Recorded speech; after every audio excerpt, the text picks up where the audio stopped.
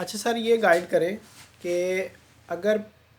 Council for plaintiff آ کے کہتا ہے کہ جی میرے کلائنٹ کی ڈیتھ ہو گئی ہے، یہ اس کا ڈیتھ سرٹیفکیٹ ہے، اور مجھے پیشی دے دیں کہ میں امینڈڈ پلین فائل کرنا چاہتا ہوں، تو اس میں اپروپریٹ آرڈر کیا ہوگا اس اسٹیج پہ؟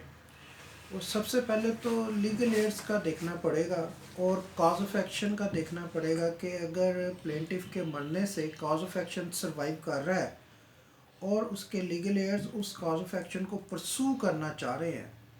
یہ دونوں صورتوں میں ریکارڈ کے اوپر اگر ڈیٹا اویلیبل ہے، اور اگر آپ کے پاس ڈیٹا اویلیبل نہیں ہے تو کیس کو ارجنٹ کرنا تو بنتا ہے، لیکن سب سے پہلے آپ یہ دیکھیں گے کہ کیا کونسل فار دی پلینٹف نے آپ کو وہ انفارمیشن دی ہے کہ اس کے سروائیول جو ہے،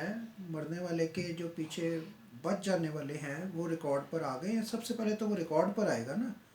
اس ریکارڈ کے بعد پھر آپ یہ دیکھیں گے کہ آپ اس سے کہیں گے کہ کاز آف ایکشن ابھی ہے، اس کے بعد پھر امینڈڈ کے لیے جائیں گے آپ، اس سے پہلے امینڈڈ جو ہے وہ نہیں ہو سکتا۔ اچھا سر، اب اس میں سچویشن یہ ہے کہ ہم سپوز کر لیتے ہیں کہ رائٹ ٹو سو سروائیو کر رہا ہے، اس نے لسٹ آف لیگل ہیئرز بھی نہیں دی ہوئی، اور اس میں ڈیفینیٹلی جب لسٹ نہیں دی تو وہ بندہ بھی مینشن نہیں ہے ہو ہیڈ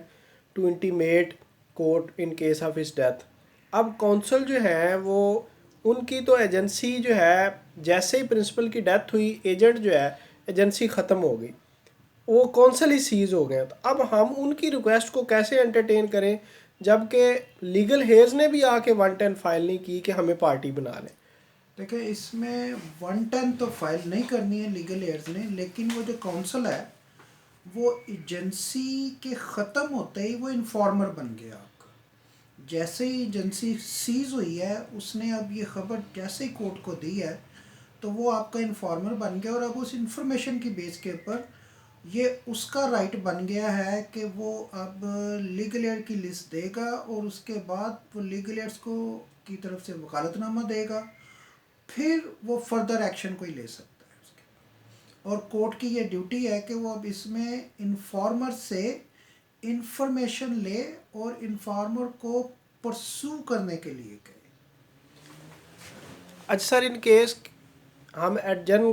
کروا لیتے ہیں کیس کو، نیکسٹ ڈیٹ پہ پلینٹف کی طرف سے نہ کونسل آتا ہے نہ لیگل ہیئر، یعنی کوئی بھی نہیں آتا، تو اس صورت میں اپروپریٹ آرڈر کیا ہوگا؟ دیکھیں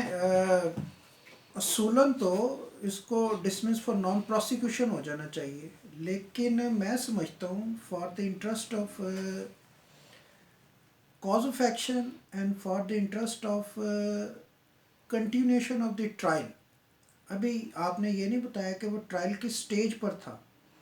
اگر اس میں جو ڈیفینڈنٹ ہیں وہ اس میں سمن نہ ہوئے ہوئے ہوں اور ابھی وہ اپیئر نہ ہوئے ہوئے ہوں کورٹ میں،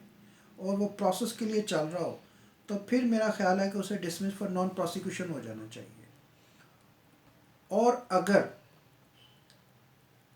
ڈیفینڈنٹ اپیئر ہو چکے ہوئے ہیں اور کیس جو ہے وہ ٹرائل کی کسی ایسی سٹیج پر ہے جہاں پر کہ تھوڑی سی محنت سے وہ کنکلوژن کی طرف جا سکتا ہے، تو پھر میرا خیال ہے اس کو ایک دو اپرچونیٹیز دینی چاہیے کہ انفارمیشن ریکارڈ پر آ جائے، اور یہ ڈیفینڈنٹ کو بھی آرڈر کیا جا سکتا ہے کہ اس تاریخ پر اگر وہ نہ کونسل اویلیبل ہے اور نہ کوئی پلینٹف کی طرف سے ہے، تو ڈیفینڈنٹ کو بھی کہا جا سکتا ہے کہ وہ اس میں کوئی ہیلپ کر سکتے ہیں کورٹ کی، آل دو یہ ان کی اوبلیگیشن نہیں ہے۔ ان کی اوبلیگیشن تو یہ ہے کہ کیس ڈسمس ہو اور ان کا فائدہ ہو، لیکن کورٹ اپنے just for the sake of development in the trial, court انہیں کہہ سکتی ہے کہ وہ بھی انفارمیشن دیں اس کے بارے میں۔ Thank you sir.